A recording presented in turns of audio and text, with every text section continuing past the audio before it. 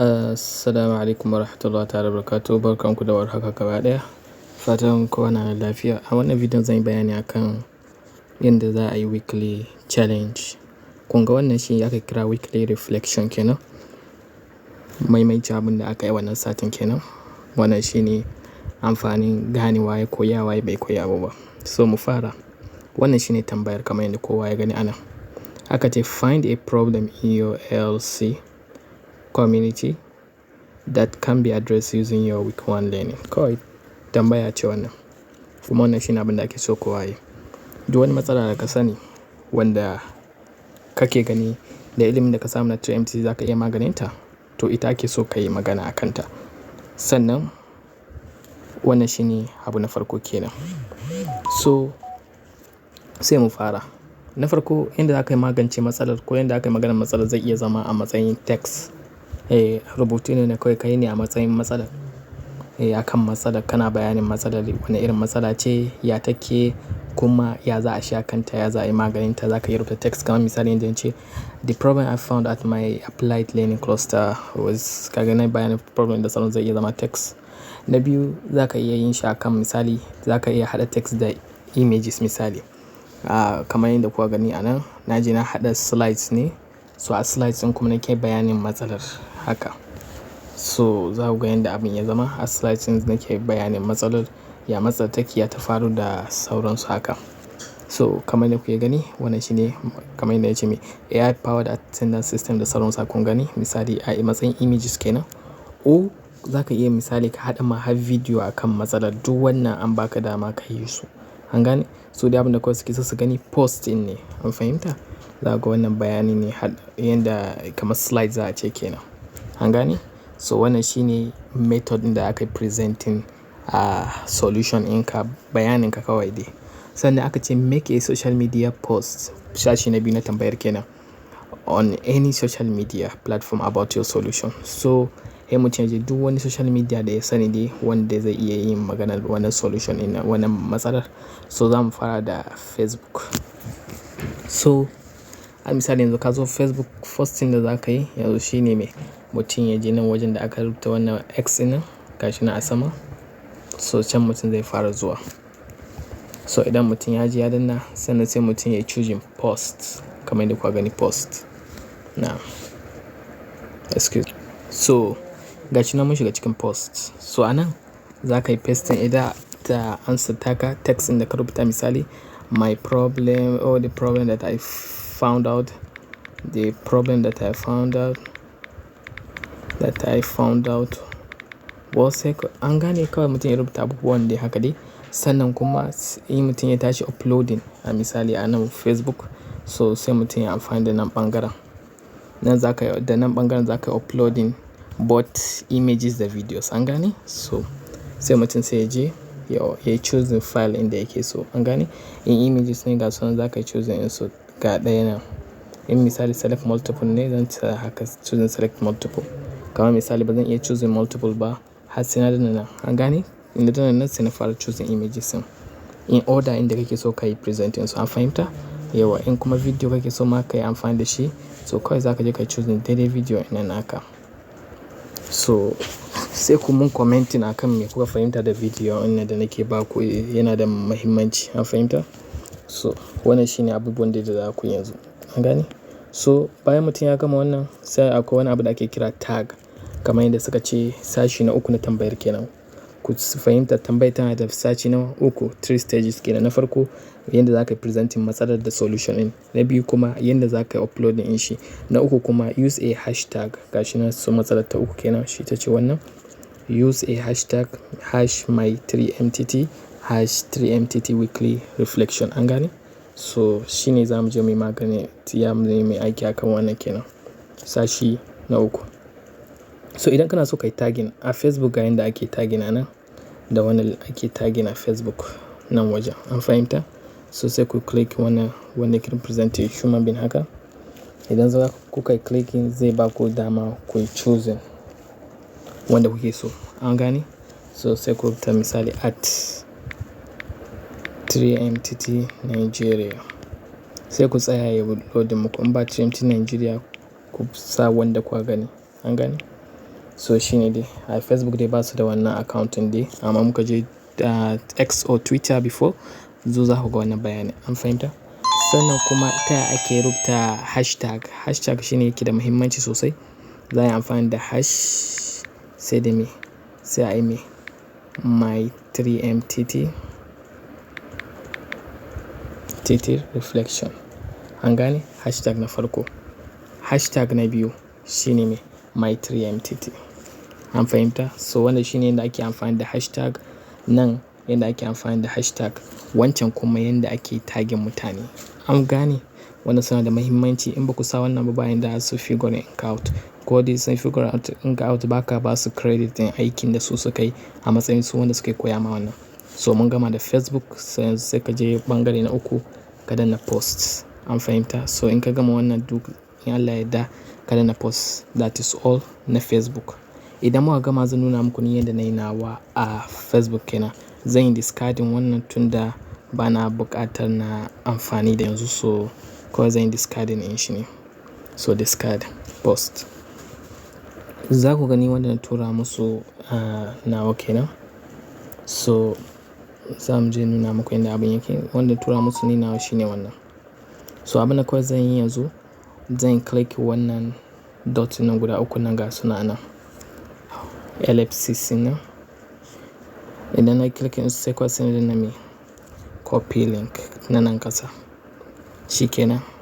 Na danna copy link shikenan, na tafi da link kenan. Shashi na 4 kenan na tambaye za mu je mai. So yanzu za mu je Twitter. Dalilin da Twitter baya shi da daɗin amfani da shi, za ku ga abin da zai faru. Bari mu fara zuwa in nuna muku ya yake akan Twitter. So shi ma the same process ne kamar yadda yake akan na Facebook kenan. So mu fara na Twitter, zan nuna muku me yake faruwa. So actually idan ka shiga Twitter, farkon abin da za ka yi delete, ba na buƙatar shi yanzu. Ku bari yayi loading. So first thing za ka gani wannan X button ina plus ina, shi za ka je ka danna. Idan ka danna shi sai ka yi choosing option in tweet ina, tweet, an gane. Tweet mutum zai je ya choosing. So idan mutum ya choosing tweet, sannan nan zai buɗe, sai mutum ya yi presenting solution in shi.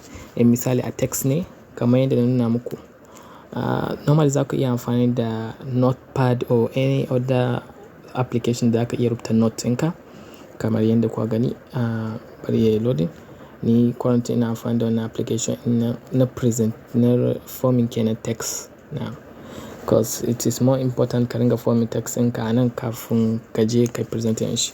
So kun ga already na riga na form text ina sauran sakadu, na riga na gyara duk kurakuran da nake da su. Kawai zan zo ne kawai na yi type pasting in shi nan Twitter kenan or X, yana danganta da wanne kuka kiran shi da shi. So abin ya ƙara dawowa baya, haka za mu yi haƙuri mu bi shi yanda ya dawo baya, mu bi previous steps mu da muka bi. Kuma ya nuna mana yadda abin yake, shi kenan. Yauwa ya zo inda muke. So kamar yadda na faɗa muku, ni yanzu tunda na riga na yi wannan ina. So kawai dai abin da mutum zai haka danna na inka what's happening. Idan ka je wajen what's happening, sannan me kai pasting abunka. Already ni na riga dama na yi copying in shi to my wannan, kawai pasting in shi zan je ne. Sai dai note inda na rubuta yana da ɗan yawa, so za ku ga kuma wani abu zai faru sakamakon yawan shi. Ba su bani na yi pasting gaba ɗaya ba. Na yi pasting gaba ɗaya amma ba su bani na yi tura gaba ɗaya ba. Yanzu za ku gan shi practically me zai faru.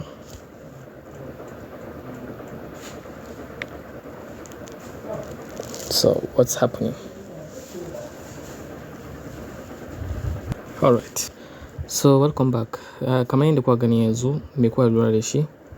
Za ku lura cewa abin ya nuno ja. Me yasa ya nuno ja? Dalilin shi ne akwai limit in iya abun da aka iya paste kenan, ko za ka iya aika wasan wasiƙa na rubuce kenan. Shi iya nan ɓangaren kawai inda bai nuno ja ba kenan, iya shi ne kawai zan iya aikawa. So zan nuna muku yadda abin yake. So daga nan wajen kan wannan R nan na wajen P ina problem. Da mun je wajen problem ina,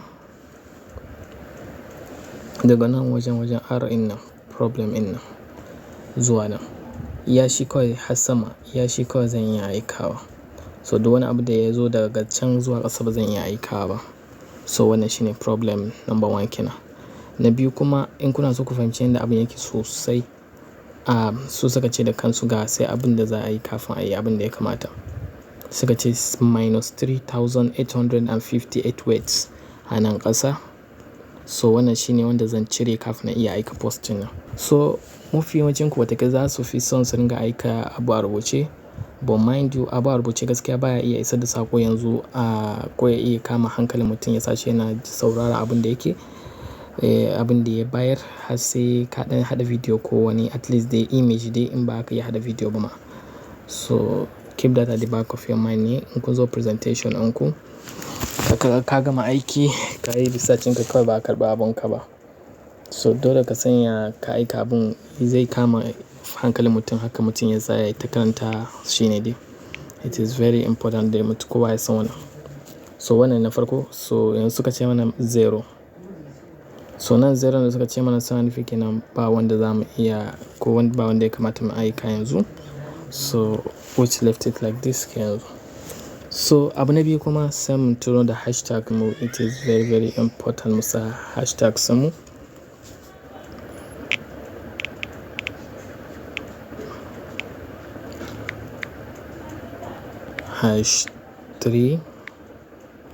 #3MTT weekly reflection.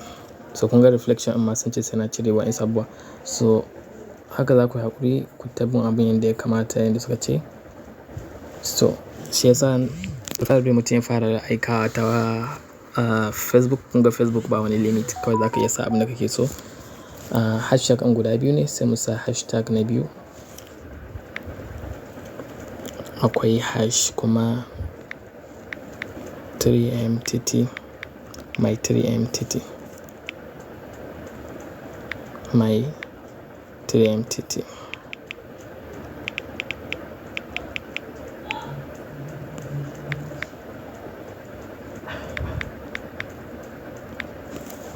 An fahimta? So wani hashtag sun guda biyun ne so muke da su capital letter ne. So bayan ka gama sannan idan mutum yana so ya uploading shi ma image or video ko wani a cikin biyu in kana so ka uploading shi wannan shine da mutum zai yi ya je click nan symbol ɗin nan. Idan mutum ya click wannan symbol ɗin zai ga abin da ake so nuna mai. So sai ka choose abin da kake so ka yi uploading. An gane? Normally idan kai clicking abu ɗaya ba za ka iya samun dama upload wanda yawa daban ba. Haka yake shi ana sai ka clicking save misali. Idan kai clicking save sai nan anan wajen sai ka kuma zuwa kai clicking save ɗinka. Alright? To sai nan sai ka ƙara uploading. Add one za su baka dama kai adding har guda 3 hadda video. So wannan wanda na adding yanzu currently video ne wannan gaskiya. Yau wannan video ne kamar yadda kuka gani sun ce edit video ba image bane. Sai na clicking done. Yanzu zan iya aika shi. An fahimta? Wannan video ne wai wannan kuma image ne. So yanzu na ƙara clicking wajen image ne za mu iya adding more guda biyu amma ba za su fi biyu ba. So that is all kun ga ya zama blank. So wannan shine da aka amfani da Twitter. So sannan kuma sai bayanin yadda mutum zai aika. Idan ka gama yi kawai abin da aka je ka yanzu sai ka je ka yi clicking tweet a nan wajen. Amma kafin mai clicking tweet akwai abin da farko da nake so kowa ya fahimta tagging na manta. Akwai wajen tagging. So sai ku clicking tag people kamar yadda 3MTT suka nuno ya kamata a yi tagging. I clicking tag people. To sannan sai a je at 3MTT Nigeria. 3MTT Nigeria. Sai mutum ya danna. An fahimta? Sai in ka gama wannan shine applied learning cluster mu Vostek inda nake nawa karatun kenan. Sai ku clicking done a can sama. And that is all. One person tag kamar yadda suka ce. So idan mutum ya gama sai ga one person da ya tagging nan anan. Sai mutum ya je clicking kuma Twitter nan ɓangaren tweet.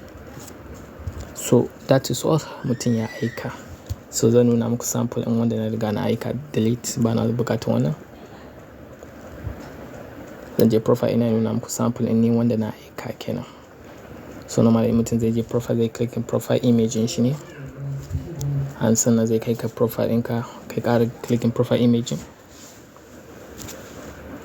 Well, ga tweeting da na aika nan. Kana so ka ɗauko linkin is very important. Sai ka click wannan wajen share. In kai clicking share sannan me kamar yadda aka ce copy link. Sai ka danna copy link nan. And that is all. Za ka ɗauko link ɗinka za ka tura. So sashi na hudu yanzu za mu shiga the fourth part of the weekly challenge yanzu. Akan yadda mutum zai je submitting linkin, which is very important. Kowa ya kamata ya san akwai ɓangaren nan na hudu. So ga shi na anan mutum zai je clicking wannan linkin da aka turo wanda zai kai shi wajen form inda zai je submitting. Because in kai aika ba tare da kai submitting ba wanda zai san ya je ya ga abin da ka aika. So it's very important. Mutum ya clicking forms ya jira ya loading. Ya buɗe mai portal website ɗin. Sai nan akwai abubuwan da zan nuna muku da a ciki.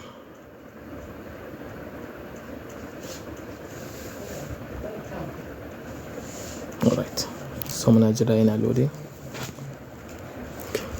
So it might be a little bit long, but they want it to be as detailed as possible. So anan mutum zai sa email in shi kamar suka ce email ɗinka na 3MTT. Make sure it is the same email as that of your 3MTT. Wanda ka yi amfani shi ka yi amfani da 3MTT nan za ka sa sunanka. Sannan wajen cohort mutum zai zaɓi cohort ɗin shi. So bayan wannan kuma akwai ID inda ake sawa. So ID ɗinka wanda ya fara da FE in nan daga dashboard ɗinka ka je ka yi copy in shi daga dashboard. An gane? Mutum je copy in shi daga dashboard ɗin shi to shi zai zo ya sa nan. Sai ka yi choosing community ɗinka from list of options. Za ba ka list of options da za ka gani. So za ka danna wannan button ɗin ne. Idan ka danna wannan button ɗin da na zagaye sai ka je ka yi choosing community ɗinka. And after that yanzu abinda mutum ya kamata ka sa phone number inda kake amfani da shi. Make sure number da ka sa is the same as wanda kake amfani da ita. Sannan link inda ka yi copying. In misali na Twitter ne to shi za ka ɗauko. In na Facebook ne shi za ka ɗauko. An gane? So bari mu fara zuwa na ɗauko na Facebook. Muka danna share. Idan muka danna share sannan sai mu danna copy link. Sai mu tafi da shi kun ga an ce link copy sannan sai mutum ya je wajen.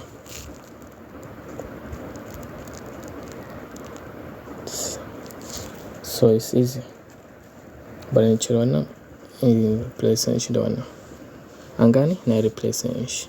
So haka shi ma mutum zai je ɗauko na X ko za ku kira shi kamar yadda kuke so Twitter da sauransu. Mutum ya je ɗauko shi ma. Na nuna muku yadda ake ɗaukowa dazun nan. So bari mu jira mu ɗauko shi. Just a wuce wajen. Okay. Idan mutum ya danna share sannan su copy link. Shi ma sai mutum ya je sai ya paste shi. Wannan TikTok ne. Actually kan bidiyon ya zama too long shi yasa ban nuna muku yadda ake amfani da TikTok ba.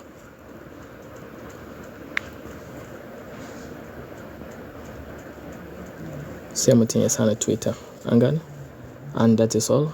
Idan mutum ya gama sai mutum sai ya click in submit nan. Submit. And that is all. Sannan abu muhimmanci ka kuma ta ku yi liking ku yi subscribing kuma ku yi turn on notification bell duk lokacin da na je video irin wannan mai muhimmanci za ku ga ku ne za ku zama fan da san da ku YouTube ba sai na ringa zuwa ina tuturawa kowa individual ba. Allah ya bada sa'a, Allah ya bada sa'a, Allah ya taimaka. Mai tambaya kuma sai ya yi a comment section. Sai anjima.